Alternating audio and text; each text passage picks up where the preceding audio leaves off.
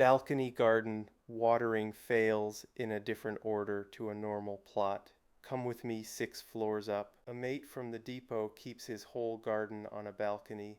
Hot south wall, wind that never stops, and every drop carried through the kitchen. In July he waters twice a day and still loses plants. Weight, wind, water. I'm Mikkel. Let's take balcony garden watering in that order. First, let's get the frame right, because the frame is where balcony gardens go wrong. A balcony is not a small garden. It is a different machine. Count what changes. Everything lives in a container, and we know the physics from Series 1. A pot is a small water tank with a big evaporating surface. There is no ground to forgive you. Then the heat. A city balcony hangs off a wall of brick and glass that soaks up sun all day and breathes it back all evening. A south-facing wall does not just get sun, it reflects it, so your pots get served twice. Then the height. The higher the balcony, the harder and steadier the wind, and wind changes everything about watering. We will get to that. And here is the one people only discover in their first summer. Many balconies sit under the balcony above, or under a roof. They never see rain at all. Not a light shower, not proper rain, nothing. It is the rain shadow from Series 1, except the shadow covers the entire garden, so stop picturing a garden shrunk. Picture a greenhouse bolted to the side of a cliff. Now we can talk sensibly. And we start with the part that is not about plants at all.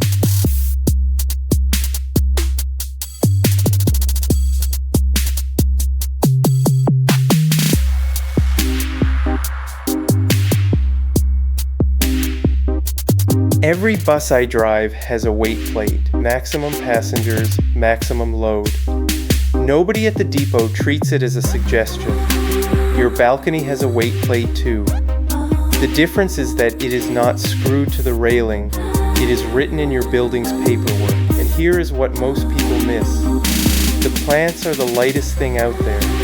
The real load is everything else. The pots, the compost, and above all the water. Water is heavy. Every liter you pour is another kilogram standing on the floor, and a freshly watered container weighs far more than a dry one. You know that already if you have ever lifted a pot before and after watering. It is the same trick we use to judge dryness. Read backwards. Wet compost, brimmed water butts, big troughs. It all adds up, and it all adds up on somebody's ceiling. So 3 rules, and they are not negotiable. 1.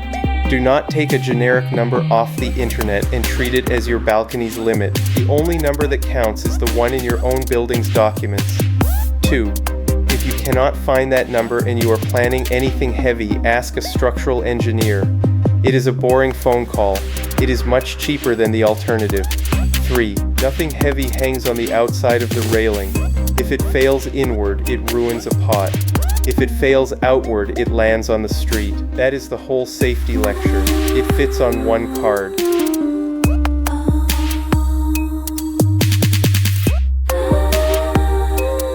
Now the wind. Back in the hanging basket episode, we said something that surprised people. Wind steals more water from a basket than sun does. On a balcony, take that and double it, because height buys you steadier, harder wind with nothing to slow it down. Watch what it does. It pulls moisture out of the compost from every side of the pot, not just the top. It shreds big soft leaves and snaps anything tall and top-heavy. And it does the thing nobody warns you about.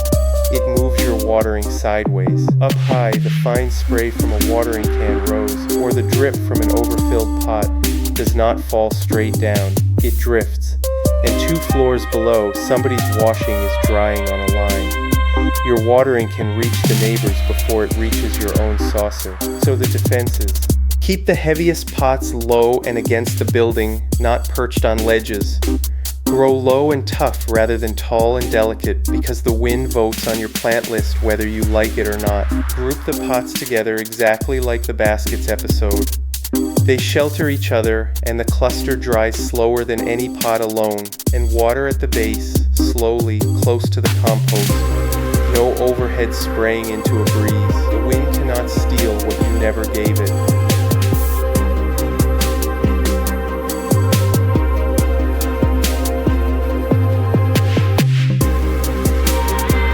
So we reach the water itself, and everything we have built this series stacks up here.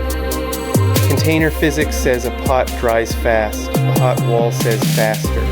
The wind says faster again, and the roof over many balconies says the sky will contribute nothing. On a covered balcony, it rained yesterday means nothing.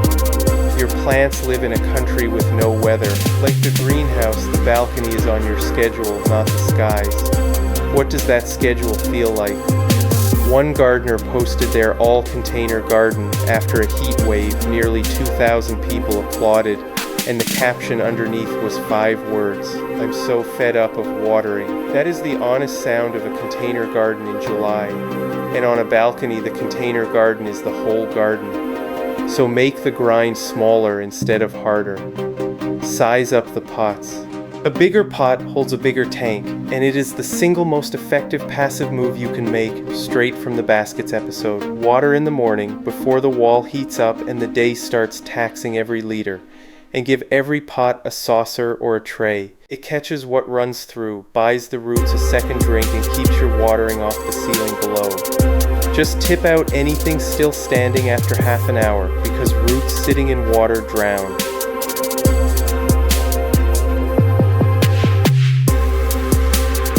Before you buy one more plant, spend a week as a surveyor, because no general advice survives contact with a specific balcony. Yours is a microclimate of 1. Here is the survey, and it costs nothing but attention. Day by day, note when direct sun actually lands on the balcony, and for how long. Balconies are strange. Some get none at all, some get one brutal afternoon slot bounced off the glass opposite. Find your hottest spot in summer, the bit of wall you would not lean on, and your coldest corner in winter. After rain, check whether any of the balcony actually gets wet, where water pools, and which spot dries first. Work out where the wind comes from. The corner where the crisp packets collect on my buses tells you everything about airflow, and your balcony has that corner too. And look for the neighbors that change the picture. A busy road below throws up salt spray in winter. An air conditioning unit breathes warm air over anything near it. A wall of glass opposite can double your afternoon sun. 1 week of notes like that beats a year of guessing, and every choice that follows, pots, plants, schedule, gets easier.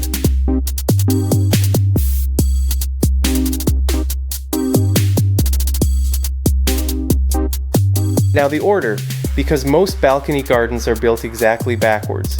You fall for a plant at the garden center, you grab whatever pot is cheap, you get it home and discover the light is wrong, the watering is brutal, and the trough of wet compost weighs more than anyone planned for. Plant first is how balconies fail. Run it the other way, wait first. It is the only item on the list that involves other people's ceilings, and you cannot negotiate with it later. Settle what your balcony can carry before anything else. Water second. Decide how watering will actually happen, who carries it, from which tap, on what schedule, before you own 20 thirsty pots. August does not care about your good intentions. Light third. You cannot change it, you can only obey it. Match your ambitions to the hours you measured in the survey week. Pots fourth, and this is the quiet one. The pot decides your watering workload more than the plant does.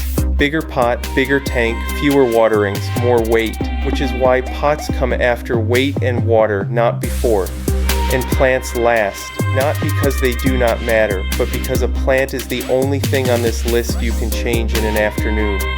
Everything above it you are stuck with. Weight, water, light, pots, plants. Screenshot the order, buy in that order. Kit Minute. And this week it starts with who should not buy my kit. The Johgee timer runs off an outdoor tap. Most balconies do not have one, and carrying hose connections through a kitchen is nobody's idea of automation. No tap, no timer, and no apology needed. A watering can and a morning routine is the right kit, and the money does more good buying bigger pots. Where it earns its place is the balconies that grew up, roof terraces, and big balconies with a proper outside tap. Mine runs the pots as one zone of gentle morning drift. and the manual button on the tap unit means topping up a dry trough without fetching a phone. But up high, one discipline is not optional. The first time any automatic watering runs, you stand and watch the full cycle. Wind moves water sideways. Find out where every drop ends up before the neighbors find out for you.